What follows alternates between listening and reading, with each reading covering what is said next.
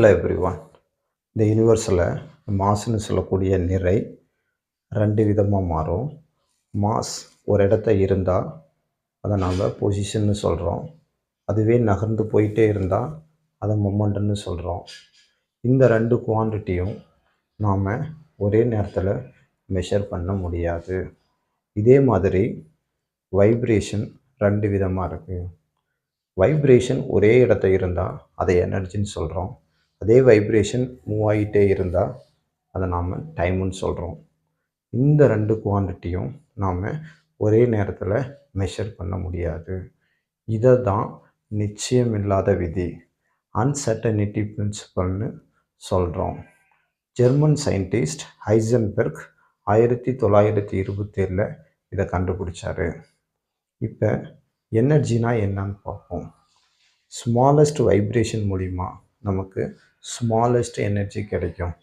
இதை தான் பொட்டன்ஷியல்னு சொல்லக்கூடிய அழுத்தமாக இந்த ஸ்பேஸில் இருக்குது. கொஞ்சம் எனர்ஜி அதிகமாச்சுன்னா அது சவுண்டாக மாறும். இது ஏர் என்வாய்மெண்ட்டில் இருக்குது. இன்னும் கொஞ்சம் எனர்ஜி அதிகமாச்சுன்னா லைட்டாக மாறும். இது ஃபயர் மீடியத்தில் இருக்குது. இன்னும் கொஞ்சம் எனர்ஜி அதிகமாச்சுன்னா அது டேஸ்ட்டாக மாறும். இது வாட்டர் என்வாய்மெண்ட்டில் இருக்குது. இன்னும் கொஞ்சம் எனர்ஜி அதிகமாச்சுன்னா அது ஸ்மெல்லாக மாறும். இது சாலிட் மீடியத்தில் இருக்குது. இன்னும் கொஞ்சம் எனர்ஜி ஆச்சுன்னா அது சோலாக மாறும். அது ஃபிசிக்கல் பாடியில் இருக்குது.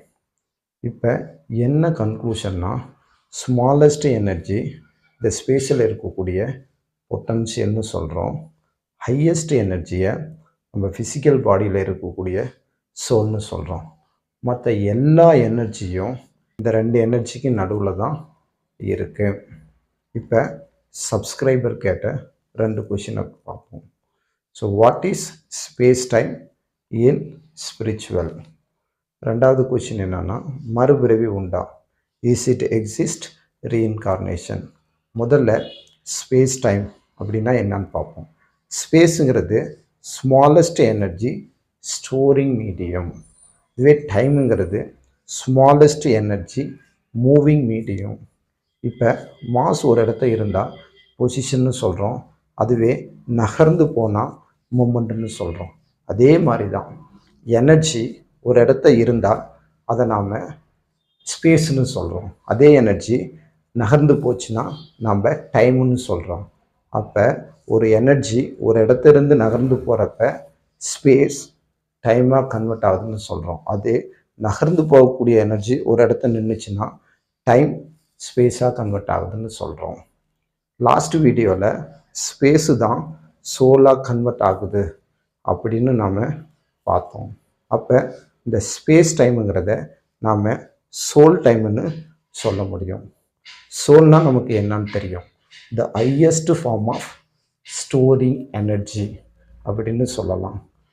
அந்த உயிர் நம்ம உடம்பை விட்டு வெளியில் போகிறப்ப மூவிங் எனர்ஜியாக தான், அதாவது டைமாக தான் மாறும்.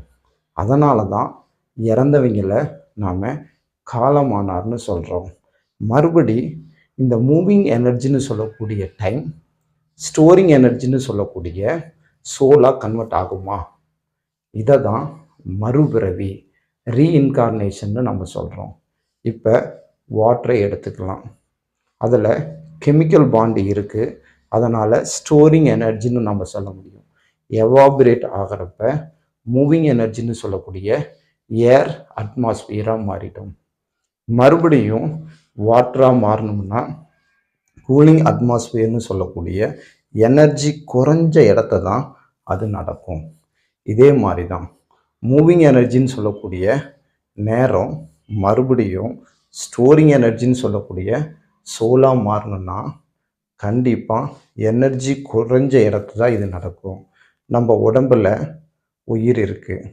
இந்த சோல் எனர்ஜியை நாம் ஸ்பேஸ் எனர்ஜியை விட கம்மியாக மாற்றக்கூடிய எக்ஸசைஸை நம்ம பண்ணணுமா, இந்த உயிர் உடம்பு விட்டு போகிறப்ப மூவிங் எனர்ஜியாக, அதாவது டைமாக கன்வெர்ட் ஆகாது.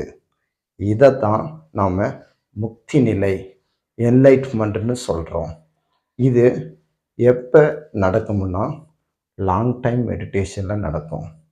இப்போ டைமாக கன்வெர்ட் ஆகாத சோல் ரீஇன்கார்னேஷன், அதாவது மறுபிறவிக்கு வாய்ப்பு இருக்குது. அப்படி இல்லைன்னா உயிர் நம்ம உடம்பு விட்டு போகிறப்ப அது மூவிங் எனர்ஜின்னு சொல்லக்கூடிய டைமாக கன்வெர்ட் ஆகிரும். இப்படி டைமாக கன்வெர்ட் ஆன சோலுக்கு அட்டாச்சு சோலாக மாறுறதுக்கு மட்டும்தான் வாய்ப்பு இருக்குது. உங்களுக்கு மறுபிறவி வேண்டுமா? Two meditation. Thank you. Be blessed.